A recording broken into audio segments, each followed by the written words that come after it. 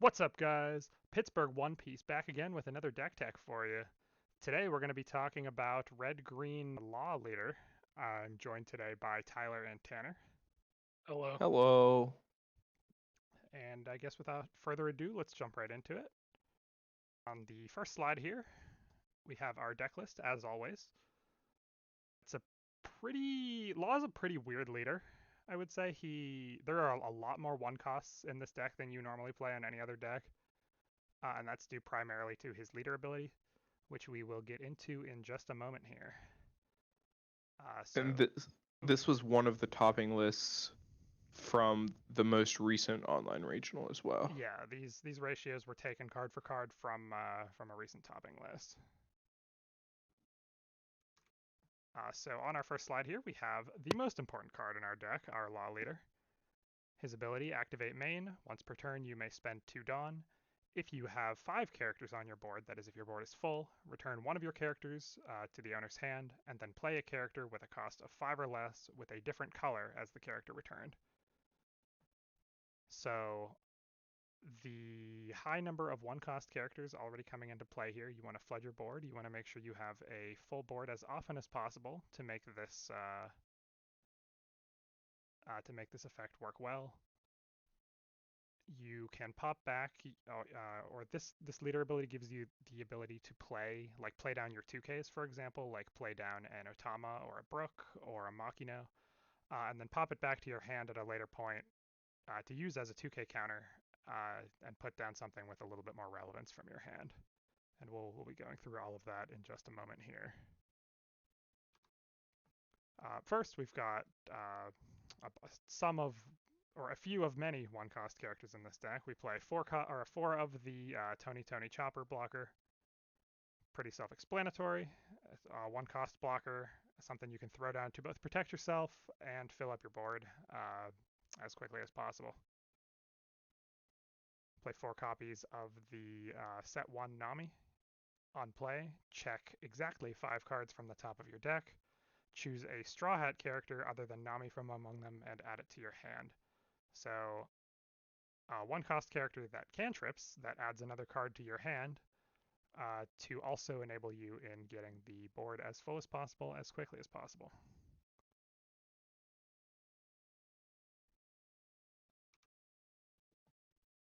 On the next slide here, we have more of the many one costs in this deck. These are both 2K counters.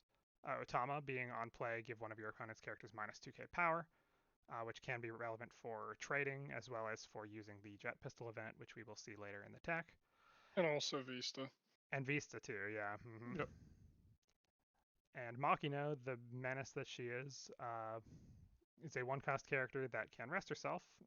Doesn't have summoning sickness on the effect or anything. To give one of your red characters with a cost of 1, 3,000 power for the turn. So, and as we've seen here, we are playing a lot of red characters with a cost of 1, but that will usually be aimed at the one-cost Nami. Since it has a base power of 2,000, it will be able to swing at 5 very easily with the Makino effect. Yeah, and again, this is one of the decks where you don't feel as bad fielding these 2Ks because you're just going to pop them back. Mm-hmm.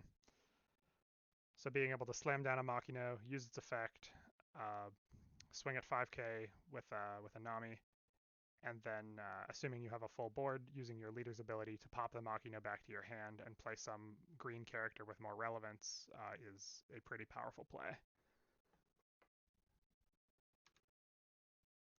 On the next slide here, we have some of our green one costs. We play 4 of Jewelry Bonnie from the green starter deck.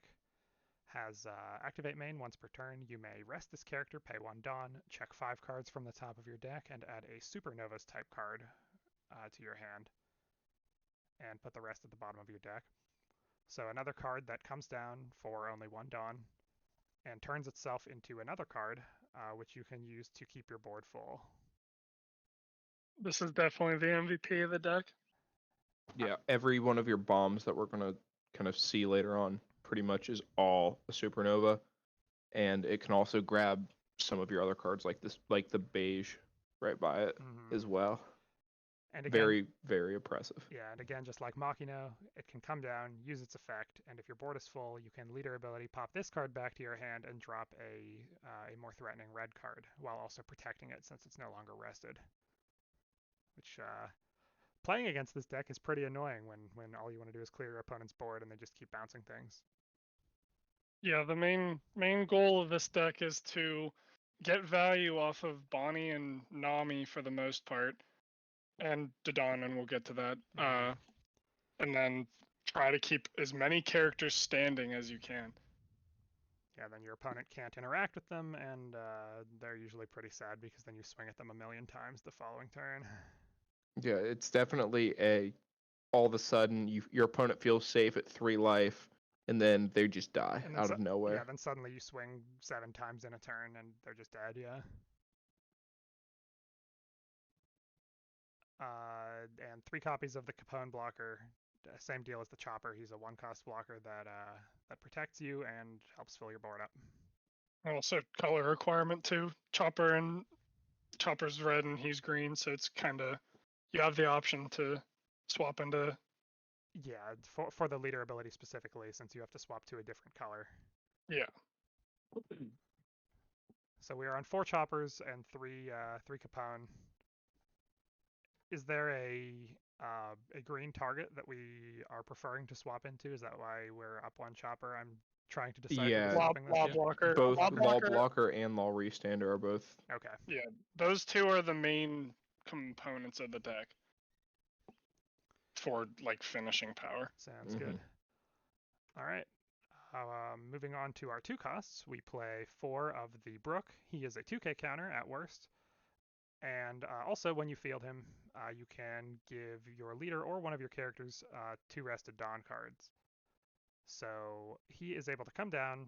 He pays for himself by putting those 2 Dawn on another character. He's a 2k counter while he's in your hand, and then you're able to pop him back with your leader ability or something else at a later point and use him as a 2k after he's come down and paid for himself and given you that Dawn back that you can use to swing big with one of your smaller characters, since you're playing a bunch of those. Yeah, something pretty cool that I did in a game when I played this deck was, should I save talking about the 5-cost law blocker later, or should I just say now? You can talk about it now. We can go into more detail when we get there, though. The cool thing that I did with this card was you play. I think I had 4 Dawn left. He was my last card that I played. I had 2 left after I played and was able to give either Zoro or my leader another 2 Dawn. I use my leader ability, pop him back to hand, play the Law blocker, and then play Brook on no Dawn, but give 2 rested Dawn again. Yeah, you're able to like blink the Brook to give extra Dawn too. Yeah, it felt really good. I was able to swing like 7 twice instead of like 5-7. Seems pretty good. Another MVP of the deck is the Dawn 2 cost here. On play, check up to 5 from the top of your deck, reveal a red character with a cost of 1 or less, add it to your hand. So there's another reason we're playing Chopper, because we have a bunch of cards that are specifically targeted at red 1 costs in this deck. And send the rest to the bottom. Another card that 3,000 is not an unreasonable amount of power for a 2 cost. A lot of the time this card will end up swinging for 5. And it cantrips. It helps keep your hand full. It helps flood your board. It grabs more 1 costs for you to play. The card's a menace. It grabs very, very useful cards. Yeah, it grabs most of your 2Ks. It's really cool. It can grab your Nami, which can then grab your Brook, which can then make this a 5k. Yep. Or Makino, and if you already have a Nami on board, then boom, 5k. Or Atama, who is just a 2k counter in her own right and useful in a number of situations. Yeah. All right. Moving on to our 3 costs, we play 3 copies of Rush Zora. He is a 3-cost 5k with Rush.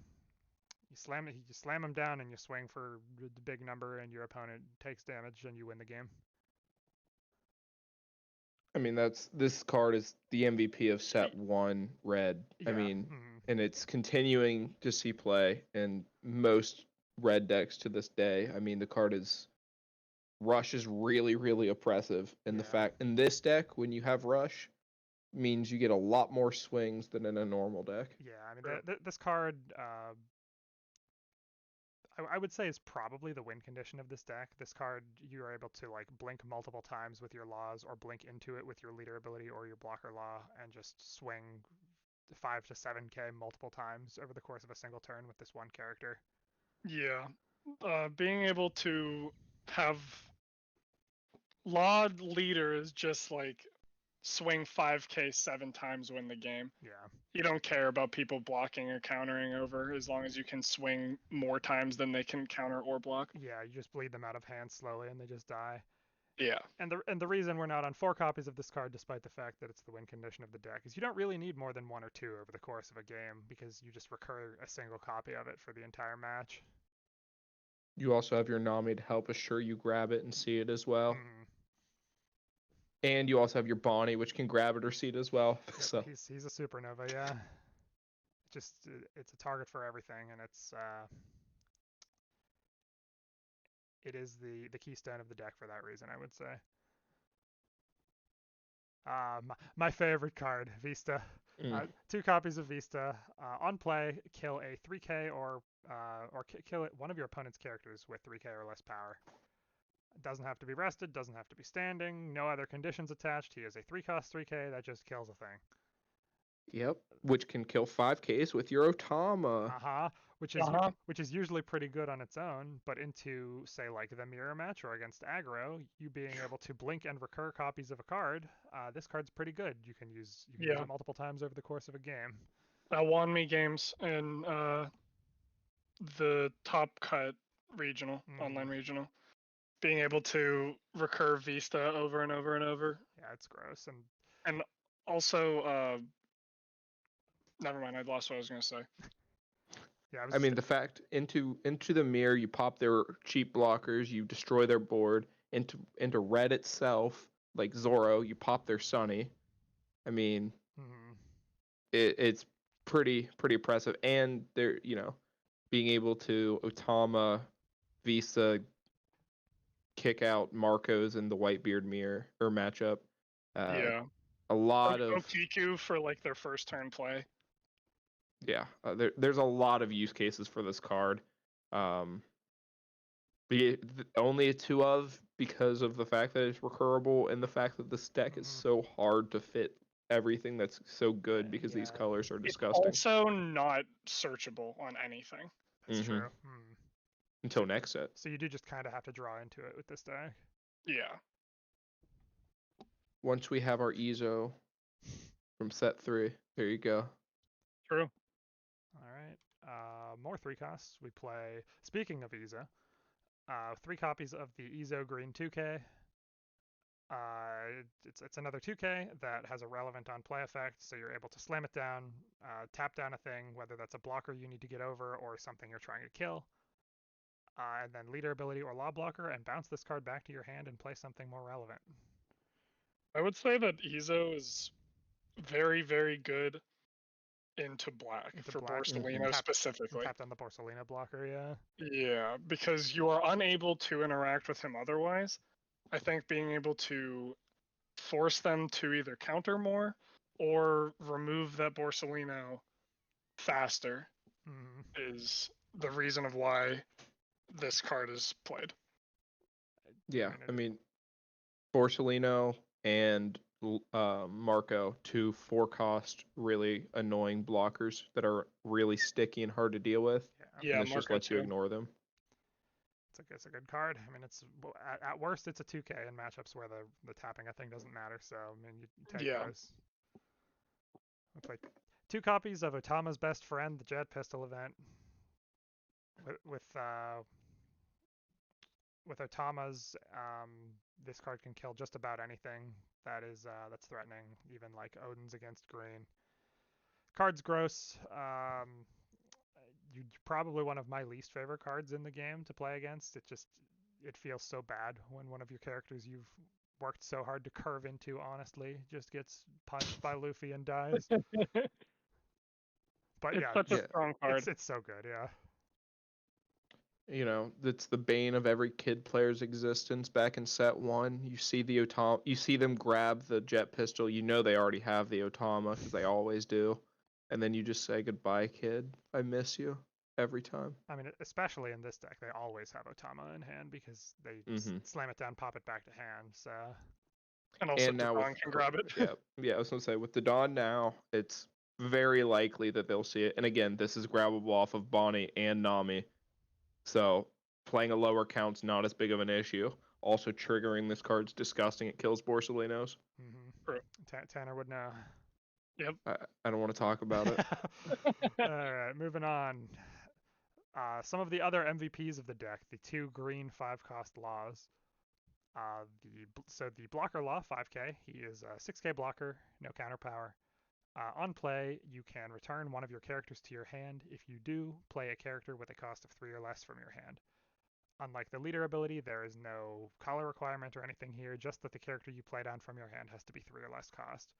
If you bounce a character with 3 or less cost, you can play that same character right back down. And this card is the engine that makes the deck go. Yep.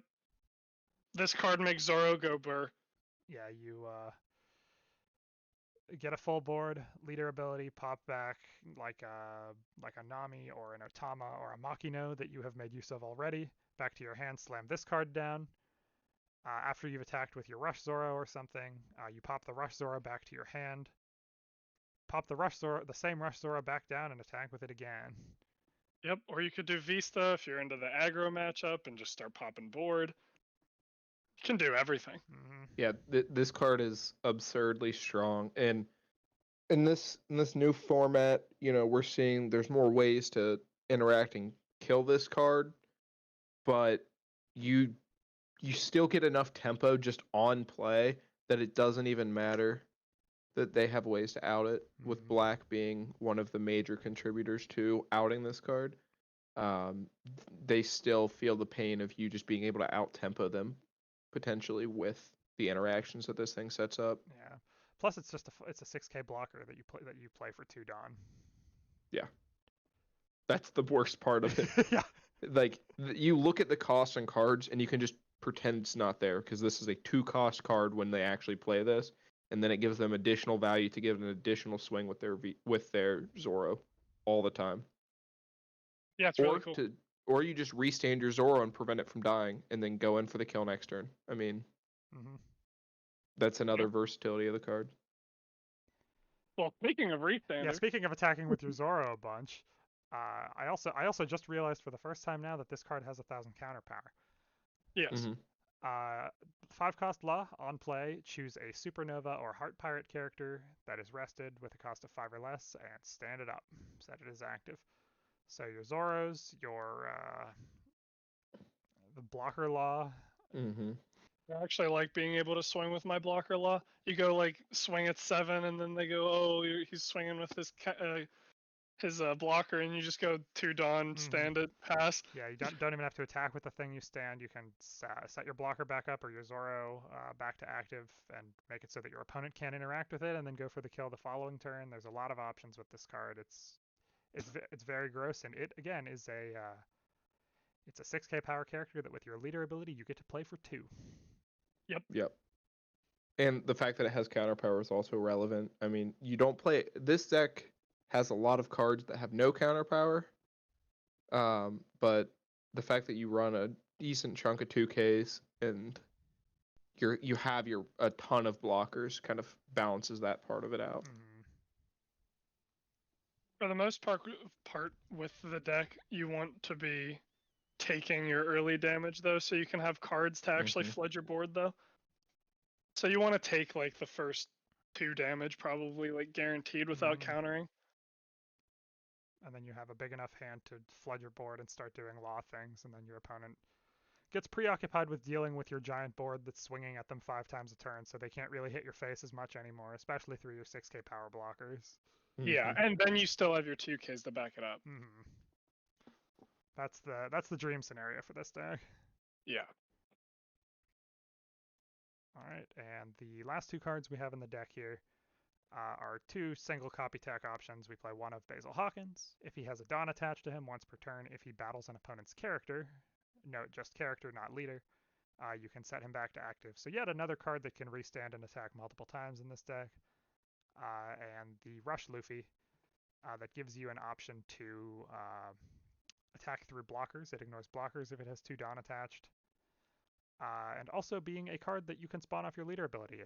It's a 5-cost character. It's got Rush, so it gives. It's also pretty good if you would put 2 Dawn on it. He can't be blockered, and then you spawn in the Restander Law, restand Luffy, and do it again. Yep. Yeah.